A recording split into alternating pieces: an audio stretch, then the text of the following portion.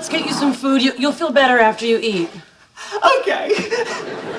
What do you want? Like Thai food, a burger? I don't know! Welcome back, everyone. Today, we are going to dive deep into the mystery of why Sheldon was so distressed and almost crying in this scene. Now, before looking at Sheldon, let's take a look at ourselves for a second.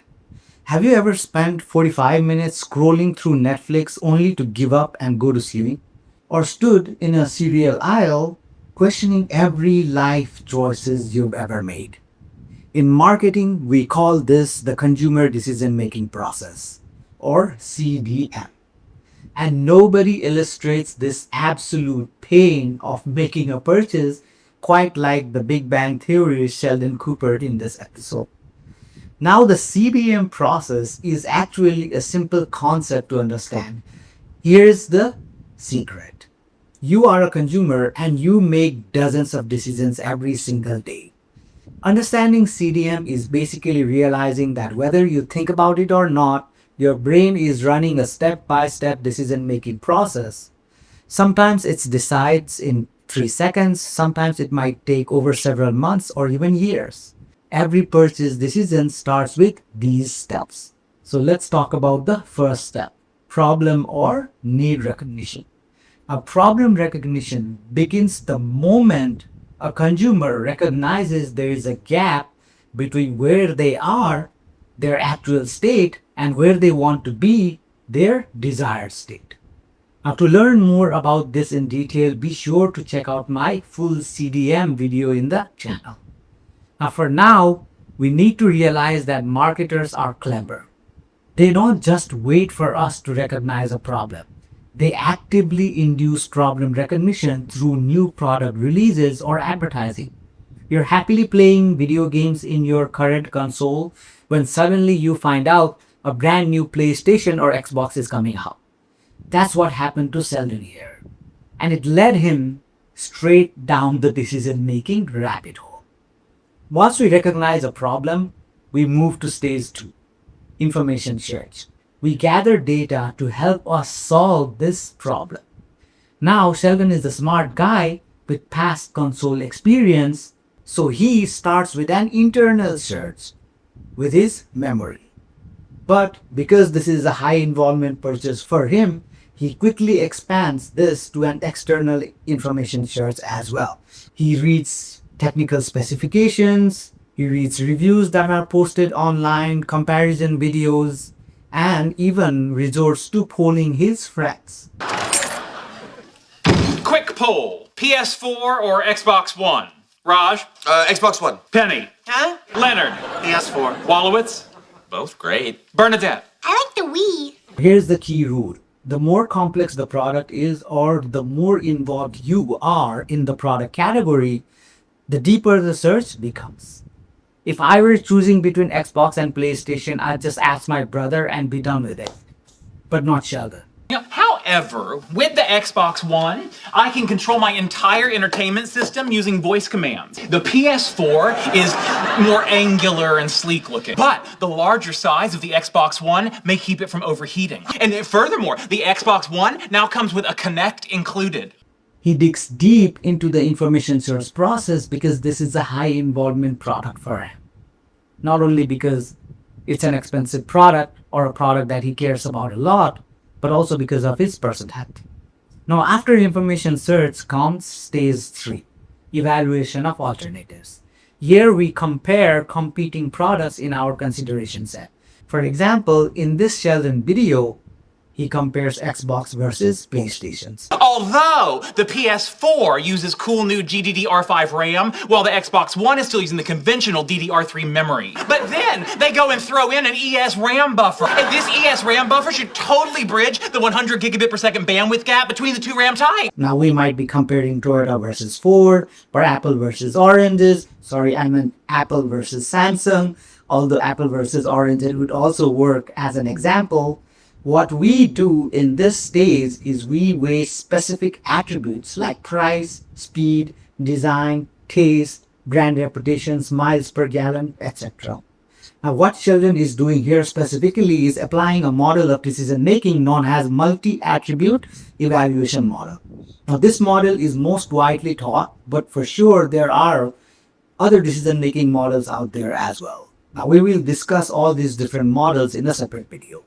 Now, the decision making is fairly straightforward if the attributes are comparable. For example, we can compare the RAM in one phone versus RAM in another phone. But when the attributes are not directly comparable, or we are not sure which attribute is more important, for example, brand A has higher RAM speed, but brand B has a better camera. Now we don't know which one should we choose. Our brain struggles to assign a clear winner. This is where Sheldon gets stuck in severe analysis paralysis. I've done all my research, I conducted an informal poll, and I've arrived at the rock-solid certainty I've made the right choice. Well, that's gotta be a good feeling. Oh, it is. Although... Oh, crap. No, what are you doing? No, pick that back up. You know it's good. You did the research. But what if I'm wrong? On top of that, Sheldon is terrified of making the wrong choice because of his past failures, like buying a Betamax or a Microsoft Zune, which incidentally I also bought when it was released many years ago. Now, I had the same feeling when I made my dad buy a Betamax instead of a VHS. Now, I also was certain that HD DVD would win out over Blu-ray. And now that I think about it, I stood in front of a case of iPods and I bought a Zune. What's a Zune? Yep, exactly. He is suffering from something called anticipated cognitive dissonance. Another name for this is buyer's remorse. Now, when someone has experienced buyer's remorse in the past, they become hyper risk averse. To break this deadlock, Amy introduces a decision heuristic. Now, heuristic is a mental shortcut. We use heuristics all the time to simplify tough decisions, like assuming if it's expensive, it must be high quality. Here, Amy tries a different heuristic, flipping a coin to reveal Sheldon's true desire. How about this? I've heard that if you flip a coin, it will tell you how you actually feel, because you'll either be disappointed or excited by the outcome. Interesting. So heads, it's PS4, tails, it's Xbox One. But because this is such a high stakes purchase for Sheldon, even the heuristic fails. All right, I'll try. What is it? A quarter. Now this brings us to stage 4, the purchase decision. At this stage, the consumers decide to buy, not to buy, or to postpone the purchase.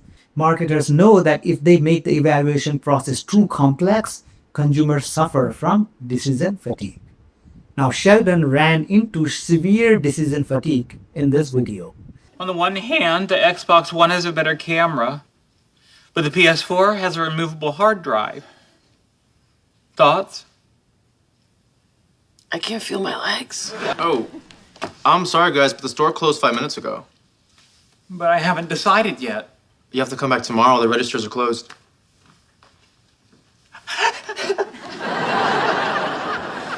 Let's get you some food. You'll feel better after you eat. Okay. What do you want? Like Thai food, a burger?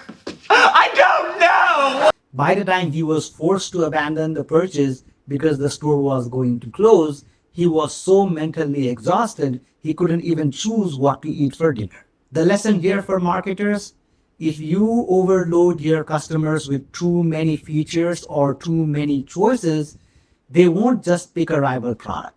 They will pick no product at all.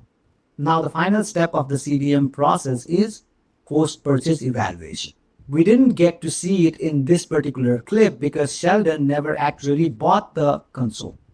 But normally after buying, consumers evaluate whether the product successfully closed the gap between their actual and desired state. If it did, they feel satisfied. If not, they experience dissatisfaction and store that experience in the memory for future information search and decision-making processes. Now, in this video, even though we did not get to see Sheldon's post-purchase evaluation, we did see his dissatisfaction with his past purchases of Zune and Betamax, which led to his dissatisfaction and buyer's remorse.